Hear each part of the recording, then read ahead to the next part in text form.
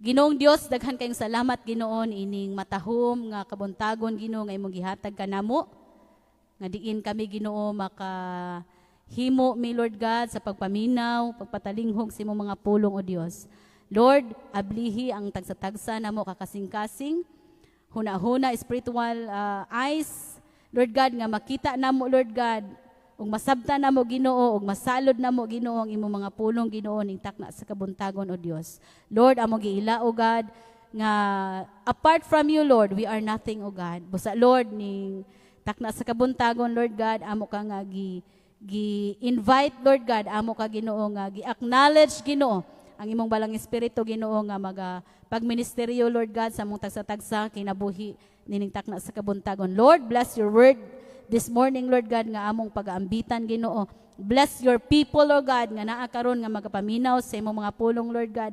Ug bisan pa man Ginoo nga naa sa online, Lord God, nagapaminaw, nagatanaw o Dios, ikaw magabless sa matag usa, Lord God.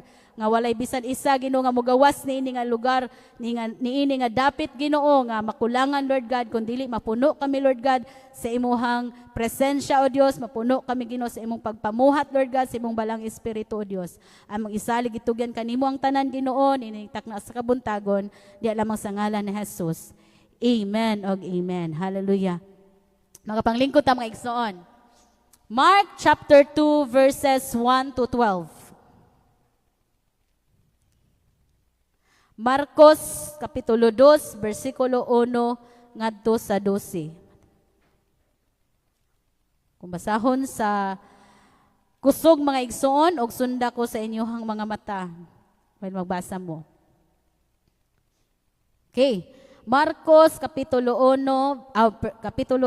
bersikulo 1 ngadto sa 12, taas ni siya giingon diri, paglabay sa pipila ka adlaw, mipauli si Jesus sa Capernaum ug nadungog nga nahiuli na siya sa ila. Busa nanugok ang daghang kaayong mga tao nga tungod niini naghuot sila bisan gani diha duol sa pultahan. Samtang si Jesus nagwali sa maayong balita ngadto kanila, may nangabot nga nagdalag usa ka paralitiko nga giyayungan sa upat ka tawo. Tungod sa kadaghan sa mga tao, wala sila makadungog kang Jesus. Busa giukab nila ang usa ka bahin sa atop sa tungod gayod ni Jesus ug ilang gitunton ang paralitiko nga naghigda sa iyang higdaanan. Nakita ni Jesus nga dako kaayo ang ilang pagtuo kaniya. Busa miingon siya sa paralitiko, anak, gipasaylo na ang imong mga sala. May pipilas ka sa mga magtutudlo sa balaod nga naglingkod didto nga miingon sa ilang kaugalingon. Nganong nangahas man siya pagpasipala sa Dios. Walay tao nga makapasaylog sala gawas sa Dios lamang. Apan masabtan dayon ni Jesus ang ilang ginahuna, busa miingon siya kanila. Nganong naghunahuna man kamo ni ana? Hain may masayon ang pag-ingon ba ngadto sa paralitiko nga ang imong mga sala gipasaylo na o ang pag-ingon bangon dad-a ang imong gihigdaan og lakaw. Karon ipaila-ila ko kaninyo nga ang anak sa tao adunay gahom dinhi sa yuta sa pagpasaylog sala. Busa miingon siya sa paralitiko, bangon, dad-a ang imong gihigdaan og pauli sa inyo. Samtang nagtan-aw silang tanan, mibangon ang paralitiko, gipunit niya ang iyang gihigdaan og midali paglakaw. Tungod niini, hilabihan ang katingala sa mga tao ug gidayeg nila ang Dios. Sila miingon, sukad masukad karon pa kita makakitag hitabo nga sama niini. Ang Dios magapanalangin sa iyang mga pulong mga igsoon. So, nakita nato ang storya sa sa 5 ka maghigala, upat nagyayong unya ang usa maotong usa ka paralytic man nga ilahang gidayungan nga gusto nga moadto makadungog sa pagwali ni Jesus. So, breaking spiritual barriers. Ang atong tema ning takna sa kabuntagon mga igsoon is faith finds a way even when obstacle stands in front. Faith finds a way even when obstacle stands in front. Praise the Lord. So church, we are living in this generation, in a generation filled with barriers. Sa man ang barriers? Mga babag sa kinabuhi. Nabay mga babag sa inyong kinabuhi, mga igsoon? Amen? Daghan kayong mga babag, no? So, babags,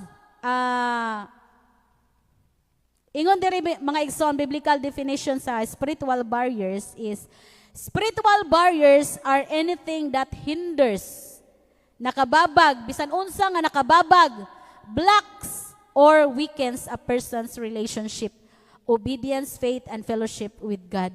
Tanan nga mga butang nga naka-block or nakababag sa imoang relasyon o sa imohang pag-obey sa Ginoo, mga igsoon, that is spiritual barriers. Okay, so muna siya, mga igsoon. Many people are smiling outside. Kung mato ta sa gawas, mga igsoon, makita na to ang mga tao nga nag-smile, nagkatawa, malipayon. Selfie diri, selfie dito, bisan asa mo lakaw, naadyo'y picture, naadyo'y mga remembrance. But, di ba, smiling outside but breaking inside. Wala ta masayod gud kung unsa ang naa sa ilang kinasuluran. Many are connected online but disconnected spiritually. Correct? Di ba? Online, tanang tao, kutob sa nay cellphone. Connected dyan na, online. Bisan pag naanas kinalayuan nga lugar, makonect, mga kabuot ni mo tungod kay connected online but disconnected spiritually. Many are busy, entertained, and active, yet empty, tired, and far from God. Hallelujah. So, ang mga tao, busy kayo sa trabaho, busy kayo pag-entertain, bisag unsa, sa uban. Unya, aktibo kayo kung imong tan-aon. Yet, empty. Kana bitang makafeel gihapon ka ba nga, kulang imuhang, kulang, something good, nga gipangita sa imuhang kasing-kasing. Feeling tired, ikapoy na ka sa imuhang kinabuhi.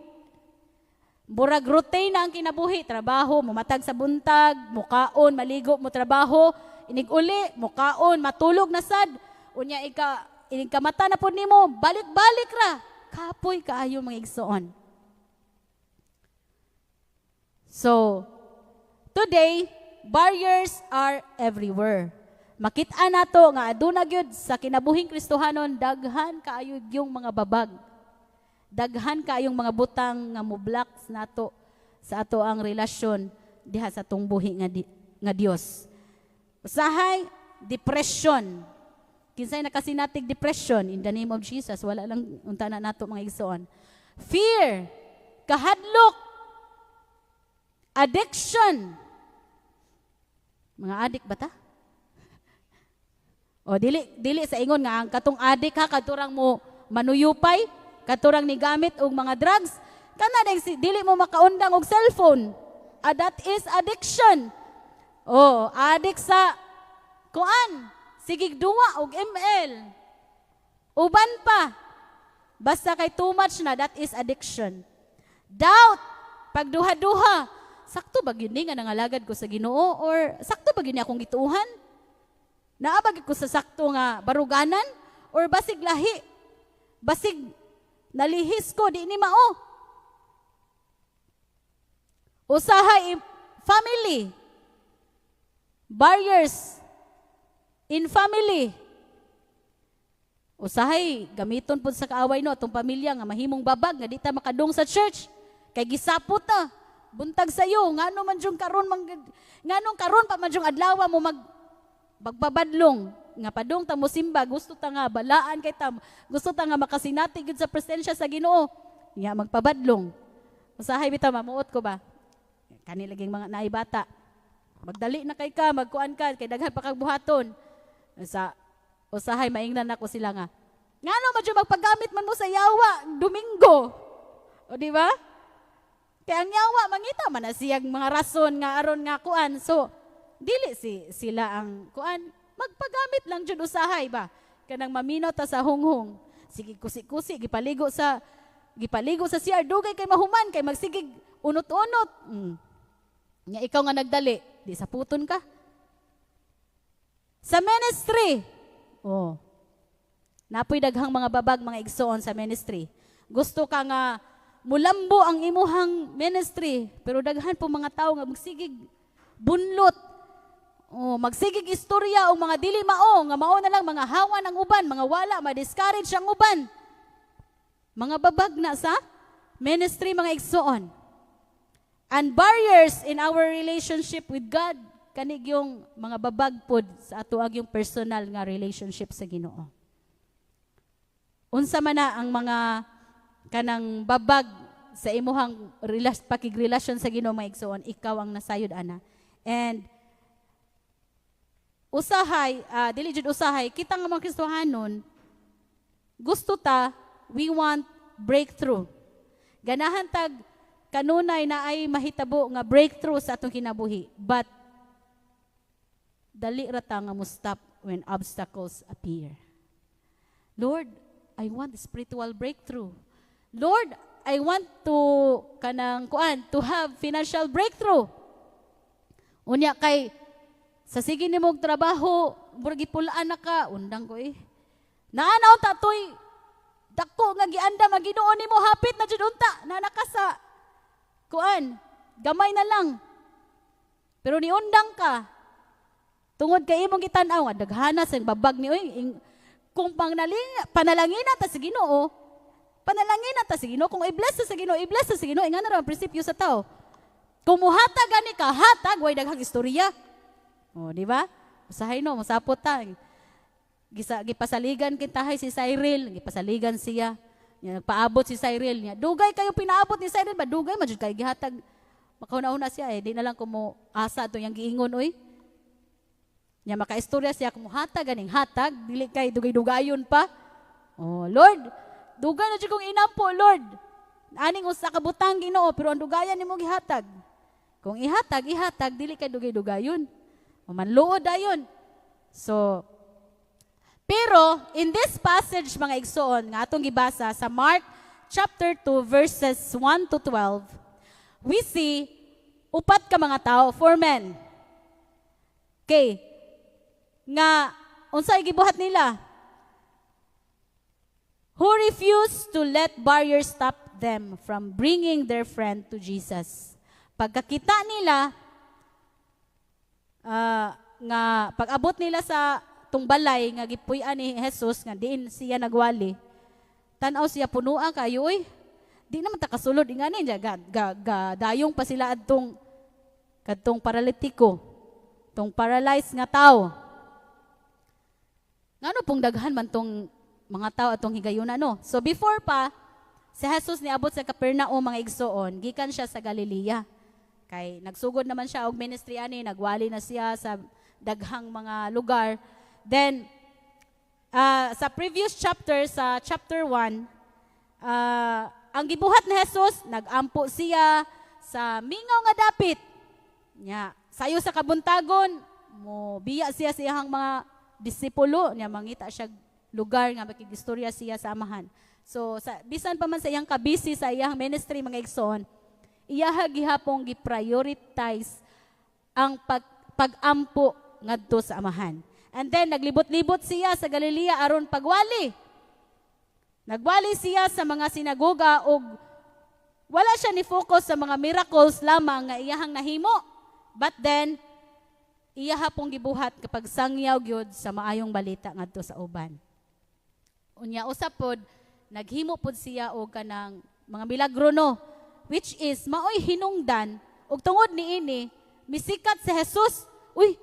Pagkadungog sa mga tao, naa daw tao nga lag Jesus nga kanang makaayo.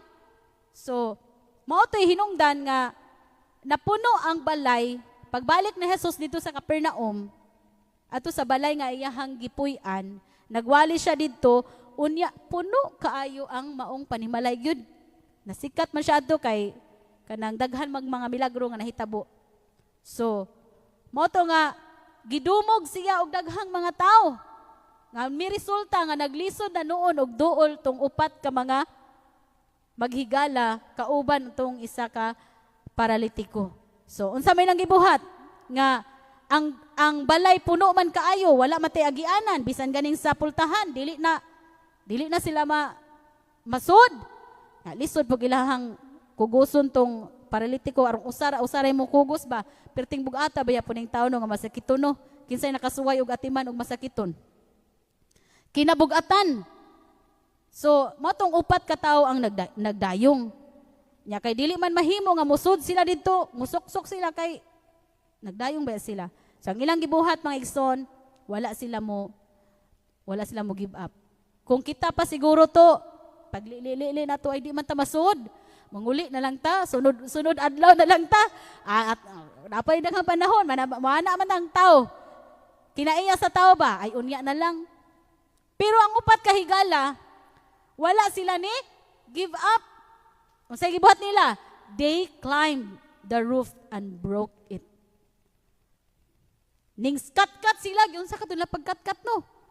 Nga nagdabya sila og kuan. Pero mga bright kayo ang mga kanang sila mga igsoon katong maghigala.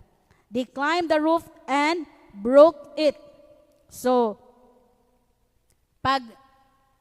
pagkat-kat nila dito sa atop mga igsoon, ilang ablihan ang atop unya ilang gitunton. Ingon sa verse 4. Tungod sa kadaghan sa mga tao, wala sila magkaduol kang Jesus. Busa giukab nila ang usa ka bahin sa atop. Sa tungod gayud ni Jesus ug ilang gitunton ang paralitiko nga naghigda sa iyang higdaanan. So grabe. Nangita jud sila paagi mga igsoon nga ang katong paralytic man makaduol gyud ni Jesus. So kung ikaw tag-iya sa balay, giukab ang imuhang atop, nung sa kay bation nimo no. Masuko jud ka, manighawak jud ka o. Kinsay nagsugo ninyo nganong na inyong gibuhat. So tanawa o. Dali kayo nakagaman. Buslot jud. Unya gitunton nila kuan nila ang mao nga paralytic man para makaduol ni Jesus. So because of real faith always find ways. So kung aduna tay tinuod gyud, genuine nga pagtuo diha ni Jesus, kanunay gyud ta mangita og paagi. Kay ngano man nagtuo man gud ka. Kami katong upat kahigala nagtuo jud to sila nga si Jesus makaayo. Maayo ang ilahang gibitbit nga paralytic man. So nangita sila paagi nga kadtong tao maduol ni Jesus. Di ba? So mao nang ilang gibuhat nga wala sila ni give up. So church, this message is not only about broken roof. Dili na siya about sa kanang giguba nga bungbong ay atop di ay. It is about breaking every spiritual barriers that keeps us from experiencing the power of God. It is all about breaking every spiritual barriers. Unsa itong spiritual barriers? Tanan nga mga babag. Tanan nga mga nakaali sa imong pagduol kang Jesus man siya. So, this story also teaches us that barriers may stand in front of us. Siyempre, babag man. So, naadyo na, diha, nag-alig na siya. So, but faith can still find a way. Pero tungod kay doon natay tinuod nga pagtuo ni Jesus, kanunay gyud ta nga mangita og paagi. Ang tao di ay nga dali mo surrender, ang tao di ay nga dali ra mo give up. Huyang ang iyahang pagtuo. Dili real, dili tinuod. Burag doubtful siya ba? Ana-ana ay tinuod ba gyud kanon? Basig kuan ra pod. Pero kung aduna kay real faith diha sa Ginoo, always find ways. Murag BDO ba? BDO. We find ways. Oh. Kung aduna kay tinuod nga pagtuo diha ni Jesus mga igsoon, you will always find ways para nga maangko nimo ang gusto nimong mahitabo sa imong kinabuhi. Amen. So, kung may gusto, may paraan. Kung ayaw, maraming dahilan. Di ko, sir, niya na lang na. Di sa koron mo, simba, kay gi-invite magugog birthday sa akong kuan. Di sa ko mo simba ron, di sa ko mo practice og Saturday, kay mag-date sa mis akong uyab. O, diba? Dili sa ko mo pastora, dili sa ko mo kuan. Kay magmaoy sa ako. Ngano magmaoy mangpod? Dili to maoy. Kay magkita sa amin ni sister. Di ba? Sabay-sabay sa uso ba? Okay. So, we find ways. Kung tinuod ang imong pagtuo diha ni Jesus mga igsoon, mangita gyud kag paagi para lang maduol ka niya. Dili ka malayo niya. Amen? When people are determined to reach Jesus by faith, no spiritual barriers can stop the transforming power of God. Walay bisan unsa nga mga spiritual barriers nga makapugong nimo mga igsoon sa gahom sa Dios sa imong kinabuhi.